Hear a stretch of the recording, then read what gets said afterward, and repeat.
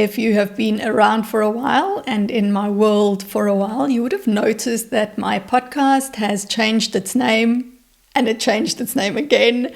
And I have had some rebranding done on my website. And so in this episode, I'm going to share with you a reflection of what this journey has been and where is my business going to next. Where I live in the Northern Hemisphere, it is now autumn, and autumn is traditionally a time when we harvest. It's a time when we let go, or rather nature lets go of all the things that she no longer needs, like the leaves that are falling off and everything getting ready to go into the rest phase during winter. And so this is a beautiful time for all of you living in the Northern Hemisphere to pause a little bit and reflect back on your year, see what it is that you're harvesting. You know, so often we are so used on going after the next goal and just pushing forward and looking at what's next.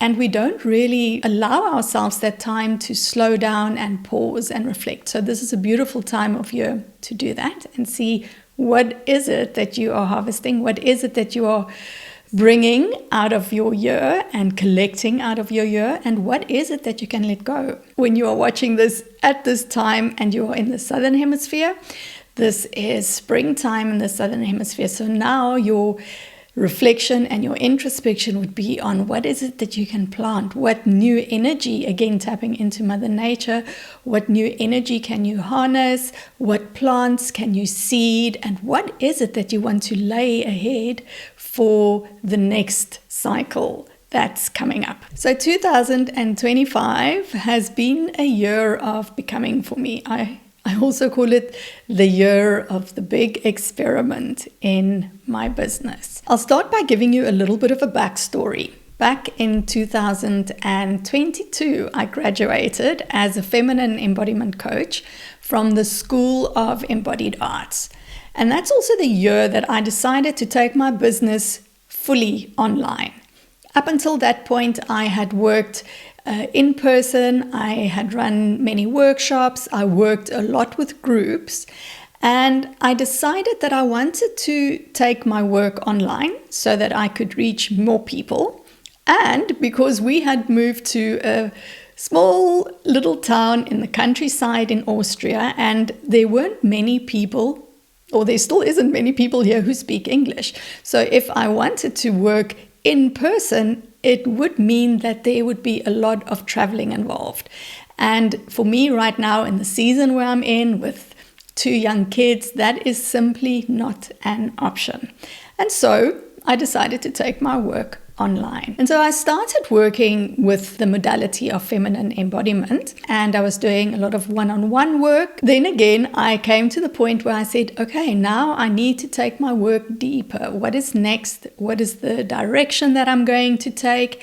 And what is it that I'm here to do? Like, what kind of signature offers am I going to design? Who are the types of women that I'm here to serve? And how can I work in a way that doesn't extract from me, but that still pays me well? Because what had happened is I had brought with me into my new online business very many habits that I picked up in my corporate career many moons ago, and also a lot of, I suppose, conditioning and ways of working that was very hyper-masculine, that was very focused on productivity and drive and pushing through. So to cut a very long story short, back in January of this year, I rebranded my podcast.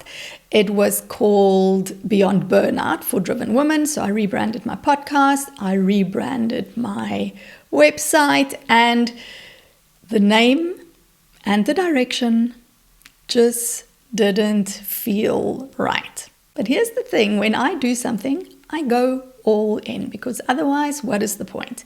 You know, if we just keep things stuck in our heads and we never actually put it out into the world, then how do we know if it's working? How do we know if it's right for us? So there's always, and it's not only in business, it's in life as well, there's always this line that we have to walk between becoming vulnerable and pursuing our dreams and doing things full out, or standing only with like half a foot in your own life and not taking any risks, but then also not getting the rewards and the results that we truly, truly desire. And so I went all in, I rebranded everything, and I then realized that it wasn't the right direction. It didn't really feel true, although it felt a little bit true and also not true. And so the flip side, obviously, with doing something like this is that it happens out in public. It's not something that I'm doing silently in the background, and then when everything is nice and polished, then I present it to the world. And often when we look at social media, if we look at the way, especially now, even with AI, how things are presented, it can be so easy for us to fall into the trap to think that everyone else has it all together and they have it all figured out, and we don't. But here's the truth. There is always going to be someone that, yes, has it more figured out than you, that has it more together than you, and there are also always going to be someone that has it less together than you and less figured out than you, because nobody is perfectly evolved. Nobody has perfectly arrived. And so even with me, I'm not perfect in my marketing. I'm not perfect in the way that I'm doing this podcast or the way that this video is going to appear on YouTube. I'm not perfect in my embodiment. And this is what I've learned from one of my teachers. There's a lot of freedom in owning that you are not perfect in what it is that you are doing, in owning your imperfection. There's a difference between making a mistake and being a mistake. And so often when we make a mistake, we interpret it to say that we are being a mistake, that we are being wrong, that there's something wrong with us. And so in my own life and throughout this whole year, this is one of the things that I'm harvesting, was the unraveling of that in my body so that I can land on the truth that I am enough, and that me making a mistake doesn't equate to me being a mistake. My podcast is named Beyond Burnout now, but it doesn't really ring true for me anymore. And that's not how I am desiring to show up for who I'm here to serve. Many of the women that I was working with tended to be either highly sensitive or they had sensitive nervous systems. So they were sensitive to the environment, to their past experiences, and to the way that they were experiencing life in this moment. And so for a while, I then played with the idea that perhaps my calling was to work with sensitive women. And again, this felt both true and also not entirely true. I was going backwards and forwards. What am I going to change the name to? And what is the perfect name, and how am I going to get the name that exactly captures the essence of what it is that I'm here to do if I don't even yet know who or what or why or any of those answers? And so I decided to go the path of least resistance. And this is something that I'm also harvesting from this year. And that is that the path of least resistance is often the right path for us. If we are faced with a decision, if we need to make some changes, if there's something that we need to do and we have different options available to us, out of those options, the one that feels like the less friction, the one that feels like the least effort, the one that feels like the least exhausting and extractive, that is the one of least resistance. And so I asked myself, what is the easiest thing to do right now? And I came up with a name, the Feminine Embodiment Podcast, because that is what my work is ultimately about. It's about embodiment and the feminine and bringing more of both of that to the world. Something else that I've been navigating this year is some personal health challenges. And what I'm harvesting from this is the crucial importance to be able to honor my own energy and honor my own capacity. And I'm privileged because I'm in a position where I can do that. And in fact, I believe we should all be able to do that. But we live in a world that values productivity and that values output and that values everything that's linked to our go energy. And this is why we need the feminine.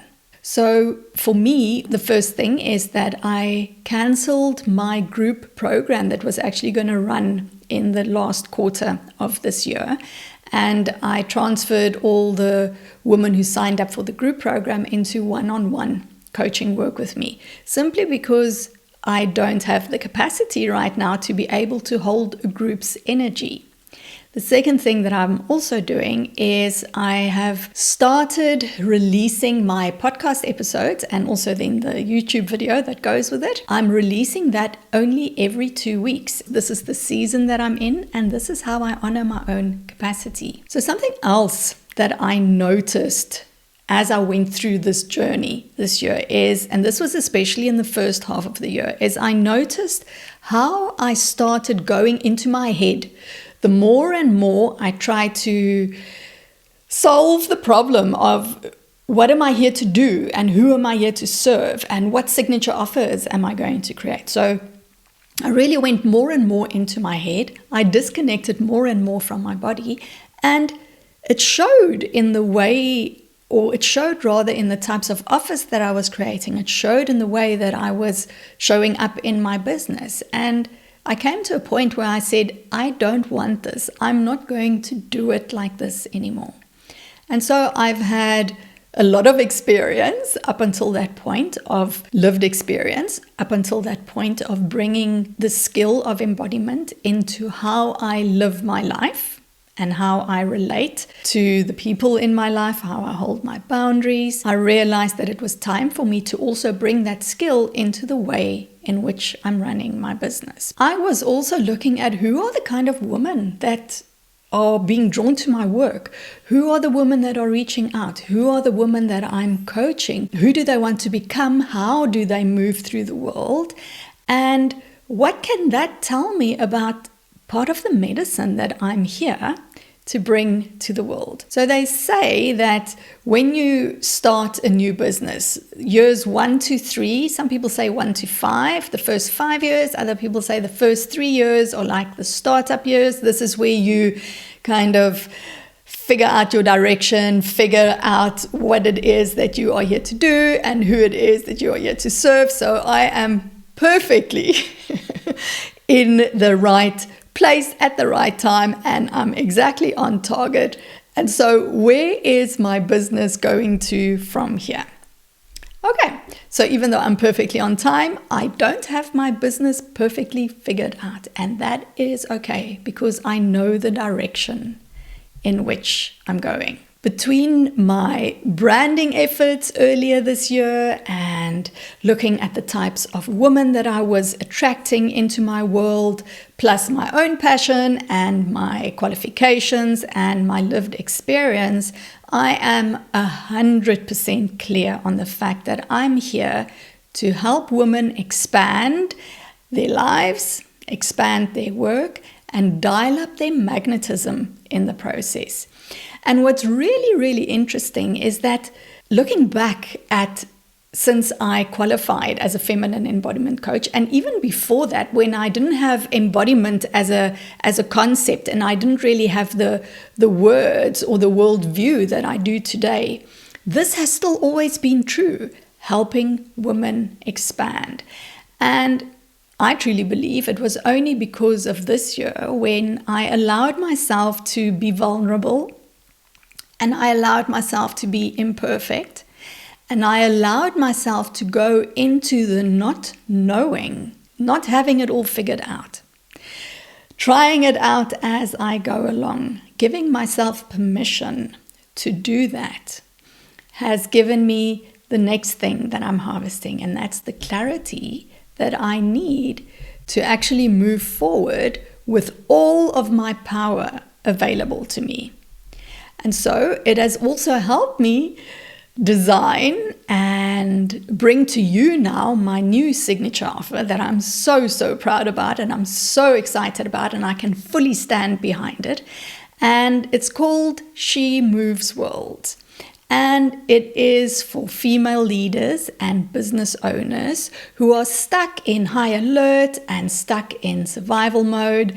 And it's about helping them tap into their creativity and their magnetism so that they can feel so alive and so anchored in themselves that they move worlds. And if this is you, then I would so love to invite you to hop on a free discovery call with me. I'm going to leave a link in the description for you. You fill out a short application form. Once you've clicked on the link, we'll get on a call together, and then we'll chat about your challenges. We'll chat about where it is that you want to get to and see if we're a good fit together. And then you can decide if this is the right next step for your next chapter. Behind the scenes, I'm going to take the next few weeks to slowly change my website copy so that it is a more true reflection of the direction that my business is going in. But I'm not going to wait for that to be perfect before I actually bring this body of work to the world. So be sure to book that discovery call if this is speaking to you. I also want to leave you with a free gift. I have a guided audio called Tune Into Your Truth, and it's a 12-minute guided audio. And what this does is it allows you to get out of your head and into your body and tune into that inner truth, that inner wisdom, that inner beacon of knowing of what is right for you and what is your next step, so that you can feel more grounded, so you can tap into that feminine wisdom within you, and so that you can feel more clear in where to from here. So I'll leave the link for you in the description as well. I really appreciate you tuning in for this very personal episode. I do hope that even though it was my story, there was something in here that resonated with you, and that my little bits of harvesting nuggets has sparked some inspiration for you too. Thank you so much for tuning in, and I'll speak to you in the next one. Bye.